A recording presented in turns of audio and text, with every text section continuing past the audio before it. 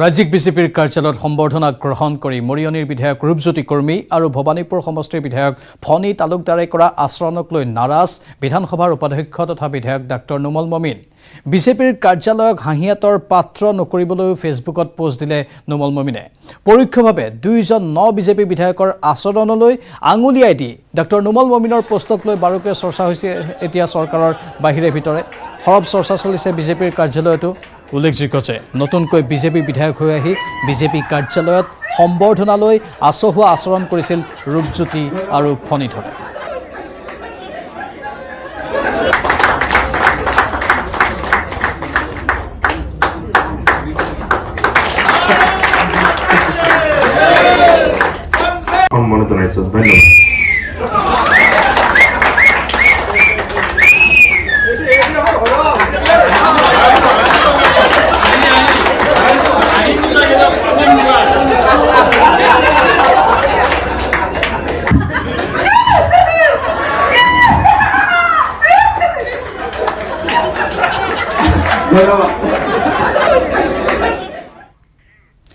গছ থাকিলেহে মানুহ থাকিব, কিন্তু গছ কাটিহে পথ নিৰ্মাণৰ যোজা চলাইছে ৰাষ্ট্ৰীয় ঘাইপথ প্ৰাধিকৰণে।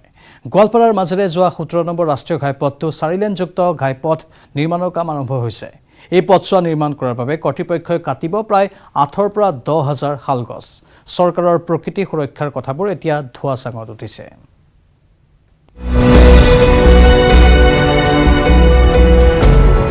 প্ৰকৃতি ধ্বংস কৰি নিৰ্মাণ কৰিব ৰাজপথ। পূজাৰ পিছত এইবাৰ গোৱালপাৰাত চকু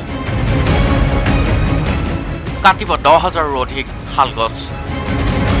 প্ৰকৃতি সুৰক্ষাৰ কথা কোৱা অসম চৰকাৰৰ বিপৰীত স্থিতি। প্ৰকৃতি ধ্বংস কৰি নিৰ্মাণ কৰিবলৈ ওলাইছে 4 লেনযুক্ত ৰাষ্ট্ৰীয় ঘাইপথ। গোৱালপাৰালৈ গ'লে ৰাষ্ট্ৰীয় ঘাইপথৰ কাষে কাষে দেখা শাল গছৰ সেই নান্দনিক দৃশ্য আৰু আপুনি দেখা নাপাব। শালবাৰীৰ মাজেৰে পাৰ হৈ যোৱা সেই আমেজ মাদকতাবোৰ। কাৰণ ৰাজ্য চৰকাৰে 4 লেনযুক্ত ঘাইপথ নিৰ্মাণ কৰাৰ বাবে গোৱালপাৰাৰ শালগছসমূহ কটাৰ প্ৰস্তুতি প্ৰায় সম্পূৰ্ণ কৰি তুলিছে। অপৰূপ প্ৰাকৃতিক সৌন্দৰ্যৰে ভৰপূৰ গোৱালপাৰাৰ পৰ্যটন ক্ষেত্ৰসমূহৰ ভিতৰত অন্যতম হিচাপে পৰিগণিত শালবাৰী শাৰী শাৰী শালগছসমূহ অতীত হোৱাৰ পথত। আচলতে খুবেই এটা দুখজনক পৰিস্থিতি। মই নকওঁ যে আমাক উন্নয়ন নালাগে বা আমাক ৰাস্তা নালাগে, কিন্তু ৰাস্তা বনোৱাৰ নামত আমাৰ গোৱালপাৰা বুলি ক'লে যিটো মানে পৰিচয় এটা শালগছৰ লালি লালিকৈ যিটো শালগছৰ লাইন আছে ইয়াতে ৰংজলি ধূপধাৰা তাৰপিছত আৰু এইটো কৃষ্ণাই, তো সেইখিনি নোহোৱা হৈ যোৱাৰ পিছত আমাৰ সেই চিনাকিটোৱে যেন হেৰুৱাই পেলাম আমি।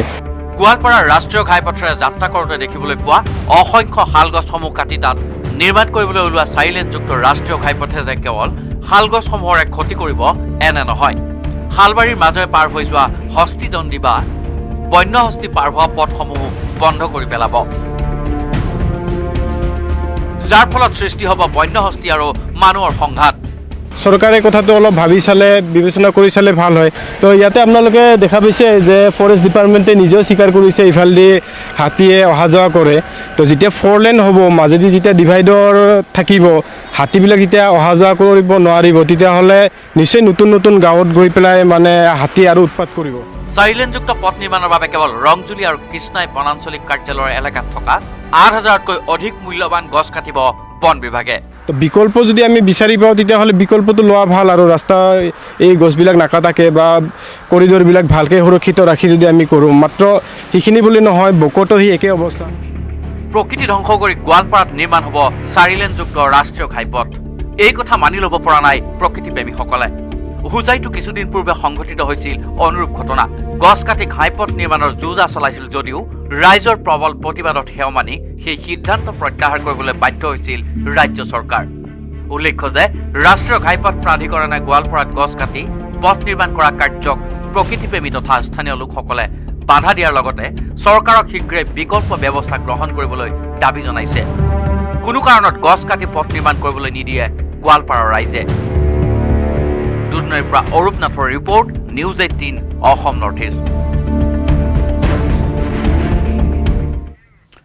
ৰাজ্যত এতিয়া চলিছে ছট পূজাৰ ব্যাপক প্ৰস্তুতি। সাজু কৰি তোলা হৈছে মহানগৰীৰ কাছমাৰী ঘাট। অৱশ্যে এইবেলি কোভিড সংক্ৰমণৰ প্ৰতি লক্ষ্য ৰাখি প্ৰশাসনে বান্ধি দিছে কেতবোৰ কঠোৰ নিৰ্দেশনা।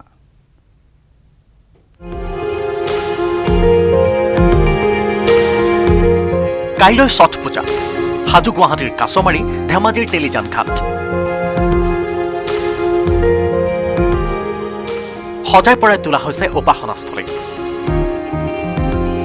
পৰম্পৰা জনবিশ্বাস অটুট ৰাখি কাইলৈ উদযাপিত হ'ব ছট পূজা কাতি মাহৰ শুক্লপক্ষৰ ষষ্ঠী তিথিত উদযাপিত হোৱা ছট পূজাক লৈ ব্যাপক আয়োজন সমগ্ৰ দেশৰ লগতে অসমতো পিছপৰি ৰোৱা নাই গুৱাহাটী মহানগৰ গুৱাহাটীৰ কাছমাৰী ঘাটত পূজা উপাসনা স্থান ৰূপে প্ৰশাসনৰ বিশেষ ব্যৱস্থা তো ঘৰৰ পূজা আজি কৰি ফেলে কালিৰ পৰা মানে নীতি নিয়ম আমাৰ সোমবাৰৰ পৰা আৰম্ভ যোৱাকালিৰ পৰা আৰম্ভ হৈ গৈছে পূজা তো ঘৰৰ পূজা আমাৰ 2 দিন থাকিব যোৱাকালি এটা হৈ গ'ল আজি এটা হ'ব আৰু অহাকালি আমাৰ ঘাটৰ পূজা আছে আৰু তাৰ ৰাতিপুৱা নেক্সট একেদৰে ধেমাজি সদৰৰ তেলিজান ঘাটতো উদযাপন কৰা হ'ব ছট পূজা সদৰৰ বিহাৰী সম্প্ৰদায়ৰ লোকসকলৰ লগতে আন আন সম্প্ৰদায়ৰ ৰাইজৰ সহযোগিতাত বুধ আৰু বৃহস্পতিবাৰে উদযাপিত হ'বলগীয়া ছট পূজাৰ প্ৰস্তুতি প্ৰায় সম্পূৰ্ণ কৰি তুলিছে উদযাপন সমিতিয়ে ইয়াত কমসে কম 400-500 মানুহ হৈ যাব পৰিয়াল হিচাপত ল'ৰা ছোৱালী বুঢ়া ডেকা চবে অৱশ্যে কোভিড মহামাৰীক লৈ প্ৰশাসনৰ বিশেষ গাইডলাইন অনুসৰি সীমিত নিৰ্দিষ্ট সংখ্যক লোকেহে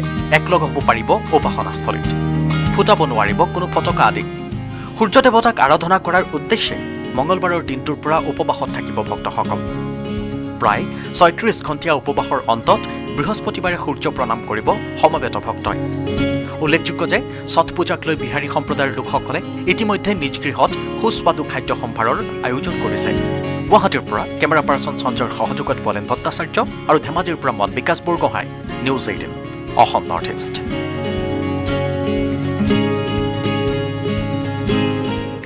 মহানগৰীৰ বেলতলাৰ এক ব্যৱসায়িক প্ৰতিষ্ঠানৰ কাৰ্যালয়ত উত্তপ্ত পৰিস্থিতিৰ সৃষ্টি হ'ল প্ৰতিষ্ঠানটোৰ ব্ৰাঞ্চ মেনেজাৰ খলিউৰ ৰহমানৰ বিৰুদ্ধে গুণ্ডাগিৰি চলোৱাৰ অভিযোগ খলিউৰ ৰহমানে এজন শ্ৰমিকক প্ৰহাৰ কৰাক লৈ সৃষ্টি হ'ল উত্তেজনা অফিচৰ কোঠাৰ দুৱাৰ বন্ধ কৰি উপৰ্যুপৰি প্ৰহাৰ কৰা হ'ল কামেশ্বৰ দাস নামৰ কৰ্মচাৰীজনক সামগ্ৰী বিক্ৰীৰ ধন সময়মতে উভতাই নিদিয়াৰ বাবে প্ৰহৃত হ'ল কামেশ্বৰ দাস বশিষ্ঠ আৰক্ষী থানাত এজাহাৰ দাখিল ভুক্তভোগী সেলছ বয় কামেশ্বৰ দাসৰ পূৰ্বেও আন কৰ্মচাৰীক প্ৰহাৰ কৰাৰ অভিযোগ আছে খলিউৰ ৰহমানৰ বিৰুদ্ধে গোচৰ ৰুজু হোৱাৰ পিছত ন্যায় বিচাৰৰ আশা কৰিছে কামেশ্বৰ দাসে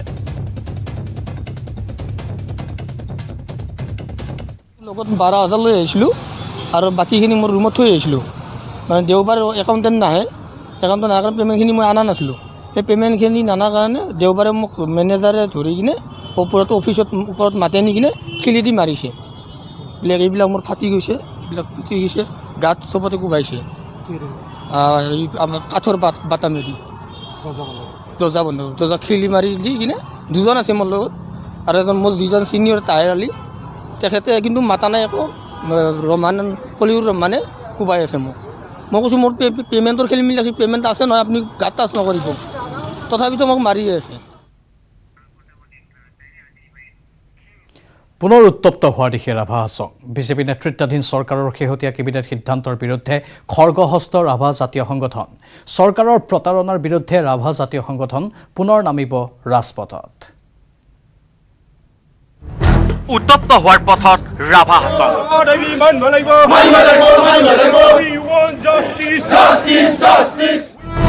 ভূমিৰ অধিকাৰ কাঢ়িনিলে জনজাতীয় লোকৰ পৰা কেবিনেটত চৰকাৰৰ খিলঞ্জীয়া বিৰোধী নীতি মিত্ৰতাত থকা স্বত্তেও ৰাভা হাছঙক বিশ্বাসঘাতকতা বিজেপি চৰকাৰৰ ৰাভা হাছঙত উমি উমি জ্বলিছে ক্ষোভৰ জুই জনজাতীয় বেল্ট আৰু ব্লকৰ ভূমি হস্তান্তৰ সম্পৰ্কত চৰকাৰে কেবিনেটত গ্ৰহণ কৰা সিদ্ধান্তৰ বিৰোধিতা কৰিছে কেইবাটাও জাতীয় সংগঠনে ৰাভা হাছঙৰ সুৰক্ষিত বেল্ট ব্লকৰ সৰলিখিত ভূমি কামৰূপ মহানগৰ আৰু কামৰূপ গ্ৰাম্যৰ উপায়ুক্তক চৰকাৰী অনুমতি নোহোৱাকৈ হস্তান্তৰৰ অনুমতি প্ৰদান কৰাৰ পিছতেই ক্ষোভত ফাটি পৰিছে ৰাভা নেতৃত্ব এলায়েন্সত থকা হিচাপে তেওঁলোকে এলায়েন্সৰ যিটো মানে সম্পৰ্ক সেই সম্পৰ্ক তেওঁলোকে আজিৰ তাৰিখত একেবাৰে আমাৰ লগত বজাই ৰখা নাই কাৰণ এলায়েন্সৰ পাৰ্টনাৰ হিচাপে ৰাভা হাছং যৌথ সংগ্ৰাম সমিতিক এনেকুৱা ধৰণৰ ৰাভা হাছং এলেকাৰ বা ট্ৰাইবেল ভেলেণ্ট ব্লকৰ ভূমিৰ সম্পৰ্কত যি কেবিনেট সিদ্ধান্ত ল'লে সেই সিদ্ধান্ত লোৱাৰ সম্পৰ্কত আমাৰ লগত কোনো ধৰণৰ তেওঁলোকে আলাপ আলোচনা নকৰিলে বৰঞ্চ আমি গম নোপোৱাকৈ তেওঁলোকে আমাৰ ৰাভা হাছং এলেকা বা ট্ৰাইবেল ভেলেণ্ট ব্লকৰ ভূমিবিলাকক তেওঁলোকে বণিক গোষ্ঠীক গতাই দিয়াৰ কাৰণে তেওঁলোকে ষড়যন্ত্ৰত লিপ্ত হৈছে যিটো কাৰ্যক আমি তীব্ৰ গৰিহণা আজিৰ এই সংবাদমেলৰ জৰিয়তে বা আপোনালোকৰ জৰিয়তে আমি চৰকাৰক ধিক্কাৰ দিছোঁ দুধনৈত চৰকাৰৰ শেহতীয়া কেবিনেট সিদ্ধান্তৰ বিৰুদ্ধে নিখিল ৰাভা ছাত্ৰ সন্থা, মহিলা পৰিষদ আৰু ষষ্ঠ অনুসূচিত দাবী সমিতিয়ে প্ৰকাশ কৰিছে নিজৰ স্থিতি। 2017 চনত ৰাভা হাছং স্বায়ত্তশাসিত পৰিষদ এলেকাক সাংবিধানিক সুৰক্ষা প্ৰদান কৰাৰ ক্ষেত্ৰত কেবিনেটত গ্ৰহণ কৰা হৈছিল এক সিদ্ধান্ত। কিন্তু বৰ্তমানৰ মুখ্যমন্ত্ৰীয়ে সেই সিদ্ধান্তক আওকাণ কৰি খিলঞ্জীয়াৰ ভূমি অসুৰক্ষিত কৰা বুলি প্ৰকাশ কৰিছে সংগঠনকেইটাই। সৰ্বানন্দ সোণোৱাল ডাঙৰীয়াৰ দিনত সেইখন চৰকাৰ, সেইটো দলৰ চৰকাৰে আছিলে, সেই চৰকাৰখনে মানে 2019 চনত এইটো মানে ভূমি যিটো নীতি, তাৰমানে ট্ৰাইবেল বেলেঞ্চ ব্লকৰ মাটিটো হস্তান্তৰ কৰাৰ ক্ষেত্ৰত যে চৰকাৰ আগতে অনুমোদন লোৱাৰ ব্যৱস্থা সৰ্বানন্দ সোণোৱাল ডাঙৰীয়াৰ দিনত কৰা হৈছিলে। কিন্তু তাক আশ্চৰ্যজনকভাৱে আকৌ সেইখন চৰকাৰৰ এই দলৰে মুখ্যমন্ত্ৰী হিমন্ত শৰ্মা ডাঙৰীয়াই এই অধিনিয়মটো সৰলীকৰণ কৰি এই মানে অনুচ্ছেদটোক অধিনিয়মটো প্ৰত্যাহাৰ কৰি তেওঁলোকে মানে আগতে অনুমোদন নোলোৱাকৈয়ে তাৰমানে ট্ৰাইবেল বেলেঞ্চ ব্লকৰ হস্তান্তৰ কৰাৰ ব্যৱস্থাখিনি তেওঁ কৰিছে, যিটোৱে আমাক আটাইতকৈ খৰ্গহস্ত আমি হৈছোঁ। তেওঁলোকৰ মতে ভূমি নীতি 2019-ৰ 17.5 অধিনিয়ম প্ৰত্যাহাৰৰ সিদ্ধান্ত সম্পূৰ্ণ আইন বিৰোধী। অসম চুক্তিৰ 10 নং দফা অনুসৰি চৰকাৰী মাটি, জনজাতি বেষ্টনী আৰু ব্লকৰ মাটি বেদখল ৰোধ কৰি অবৈধ বেদখলকাৰীক উচ্ছেদ কৰাৰ ব্যৱস্থা আছিল।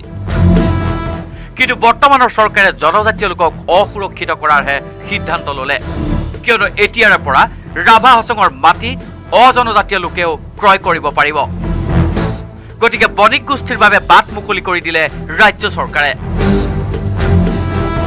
এইটো অসম চুক্তি 6 নম্বৰ মানে অসম অধ্যায়টো তেওঁলোকে খৰ্ব কৰিছে। আৰু এটা কথা আপোনালোকে জানে, যিখন চৰকাৰে অসমৰ খিলঞ্জীয়াসকলৰ ভূমি সুৰক্ষা মানে ভাষা সমস্যা এইবিলাক সংৰক্ষণ কৰিবৰ কাৰণে 6 নম্বৰ দফা ৰূপায়ণ কমিটিও বনাই দিছে। তো সেই সময়ত চৰকাৰখনে এনেকুৱা হঠকাৰী এটা সিদ্ধান্ত লৈছে। আমি আশা কৰিম আচুৰ মুজিয়াটো এই বিষয়টোক লৈ তেওঁলোকে কম দিনৰ ভিতৰত নিশ্চয় তেওঁলোকৰ স্থিতি ক্লিয়াৰ কৰিব। আৰু এটা কথা আপোনালোকক জনাওঁ যে এই বিষয়টোকে আলোচনা কৰিবৰ কাৰণে অসমত ট্ৰাইবেল যিবিলাক আমি সংগঠন আছোঁ, চিচিটোৱা বুলি যাক কোৱা হয়, অহা 10 তাৰিখে গুৱাহাটীৰ ট্ৰাইবেল ৰেষ্ট হাউচত এখন সভা হ'ব। ৰাভা হাছং স্বায়ত্তশাসিত পৰিষদক সংবিধানৰ 6ষ্ঠ অনুসূচীৰ অন্তৰ্ভুক্তৰ দাবী তুলিছে সংগঠনকেইটাই। আনহাতে চৰকাৰে কেবিনেটত লোৱা খিলঞ্জীয়া বিৰোধী নীতি যদি প্ৰত্যাহাৰ নকৰে, তেনেহ'লে ৰাভা হাছং পুনৰ উত্তপ্ত হোৱাৰ সম্ভাৱনা প্ৰকাশ কৰিছে সংগঠনকেইটাই। দুধনৈৰ পৰা অৰূপ নাথৰ report, news 18 Assam north east. আৰু বাতৰি শেষ অংশলৈ যোৱাৰ পূৰ্বে পুনৰ সময় হৈছে বাণিজ্যিক বিৰতিৰ। Kumar Engineering Power Dealer, now with free registration, insurance and easy finance. Contact Skylight Automotive Private Limited, 7002845016.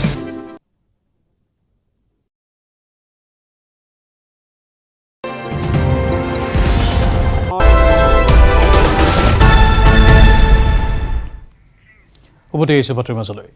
মহানগৰীৰ মালিগাঁৱত নাহৰ ফুটুকীৰ মুক্ত বিচৰণ। জয়ানগৰৰ ঘটনা এয়া। সোমবাৰে সন্ধিয়া জয়ানগৰৰ এঘৰ মানুহৰ চোতালৰ মাজেৰে পাৰ হৈ গ'ল এটা প্ৰকাণ্ড নাহৰ ফুটুকী। নাহৰ ফুটুকীটো পাৰ হোৱাৰ সময়ত ঘৰটোৰ চোতালত বহি আছিল 2জন যুৱক। মোবাইলত ব্যস্ত হৈ থকা 2 যুৱকৰ কাষেৰেই পাৰ হৈ গ'ল নাহৰ ফুটুকীটো। কিন্তু নাহৰ ফুটুকীটো কাষেৰে পাৰ হৈ যোৱাৰ কোনো উমানেই নাপালে যুৱক দুজনে। CCTV কেমেৰাৰ দৃশ্যতহে পোহৰলৈ আহিল এই সমগ্ৰ ঘটনা।